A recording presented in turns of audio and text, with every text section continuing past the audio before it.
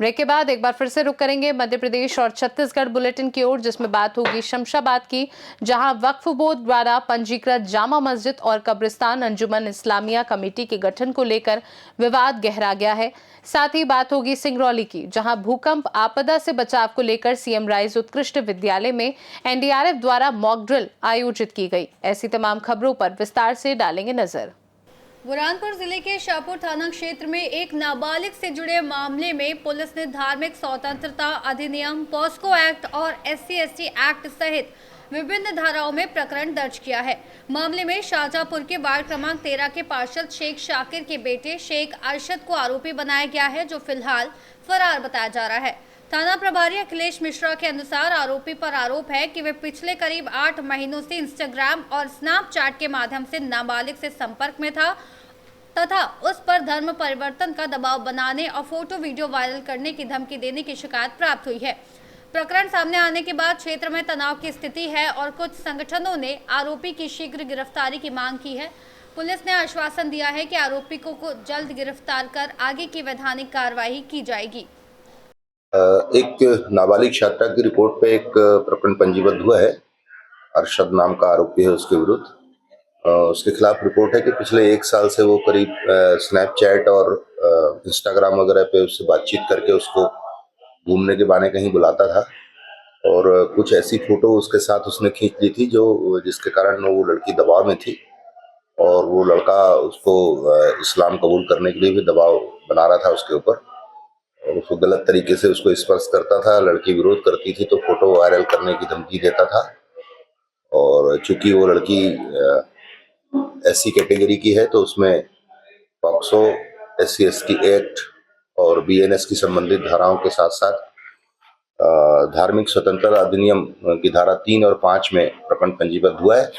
आरोपी की अभी हम तलाश कर रहे हैं। आरोपी को पहले से मालूम पड़ गया था कि उसके खिलाफ रिपोर्ट हो रही है, गांव से अभी गायब है।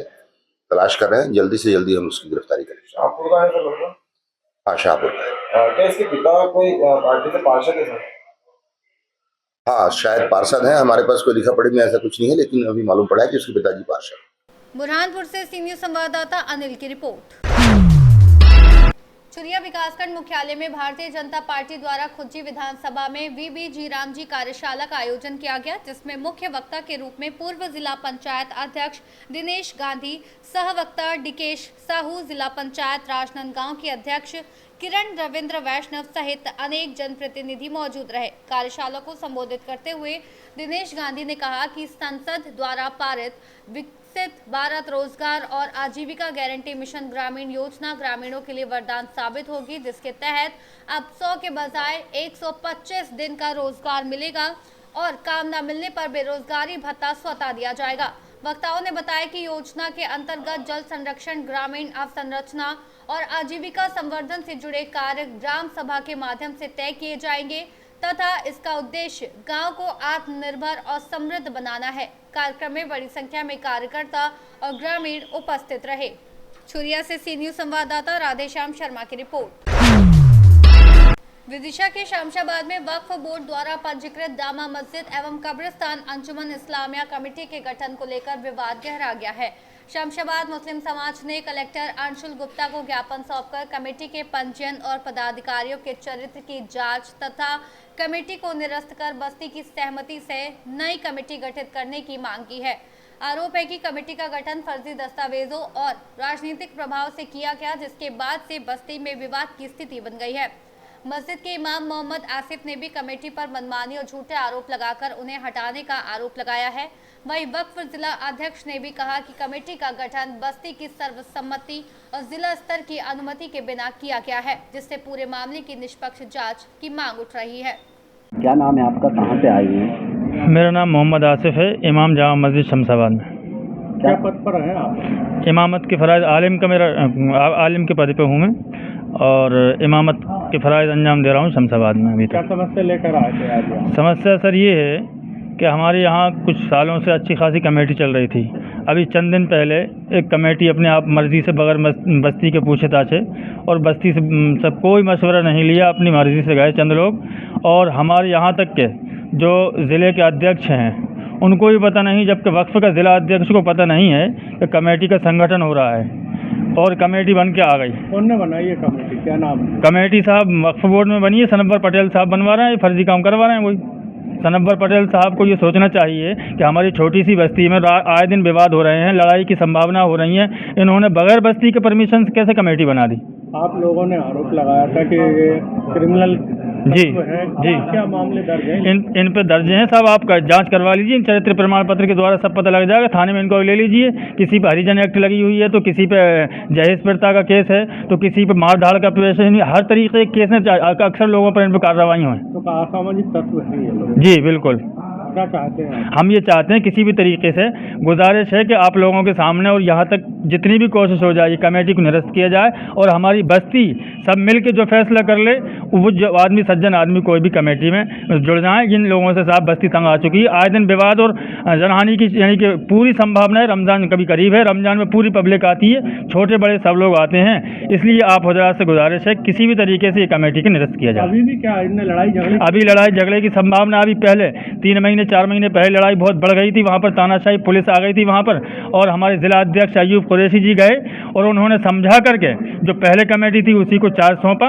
और वही इनको इतना बुरा लगा उनका चार्ज सौंपना अयूब कुरैशी जी का कि ये अपनी मर्जी से रिश्वत देकर जैसे भी क्या करा, हमें नहीं पता कौन मिला जिनके साथ कौन नहीं मिला, और इन्होंने जाकर किस तरीके से बनवाई कमेटी बन के आके इन्होंने चार्ज ले लिया जबरदस्ती एसडीएम साहब के द्वारा, और थाने में इन्होंने एप्लीकेशन देकर साहब कमेटी बन के आ गए बस्ती वाले बेचारे से। हम ये चाहते हैं कि कमेटी। शमशाबाद से सीनियर संवाददाता प्रयास विश्वकर्मा की रिपोर्ट।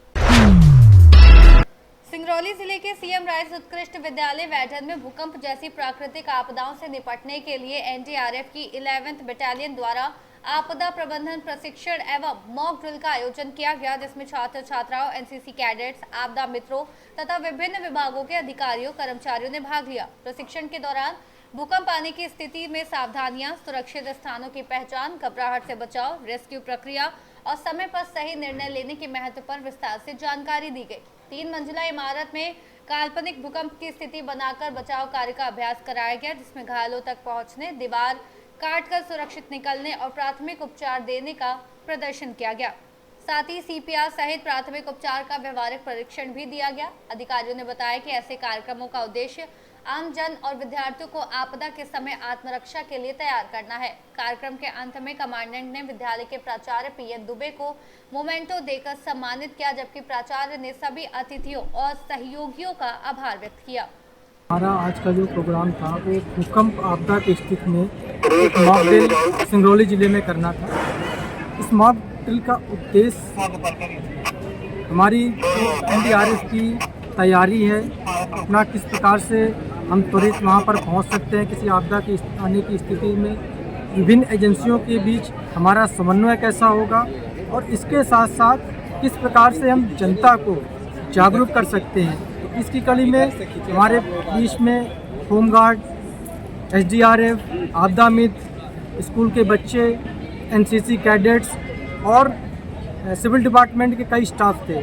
तो हमारा जो आपदा का उद्देश्य था एक जागरूकता फैलाना, वो हमारा पूर्ण था। क्या इस प्रकार का आयोजन और भी जगह जिलों में भी होगा क्या ये? हाँ जी, हमारा अभी इसके बाद हमें सीधी में और रीवा में होना है, तो आगे वाले समय में, और हमारा हर एक डिस्ट्रिक्ट में मॉक ड्रिल करने का उद्देश्य रहता है, जिसे एक समय समय पर आयोजित किया जाता है। कार्यक्रम बच्चों और स्टाफ के लिए काफ़ी उपयोगी रहा है।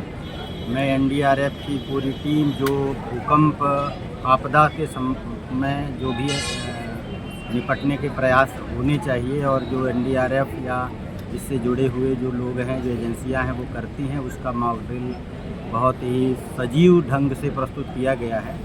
और इसके लिए मैं पूरी टीम को, पूरे अधिकारियों को विद्यालय परिवार की तरफ से धन्यवाद देना चाहूँगा। और ये हमारे लिए उपलब्धि की बात है कि पूरे ज़िले में हमारे विद्यालय को चुना गया।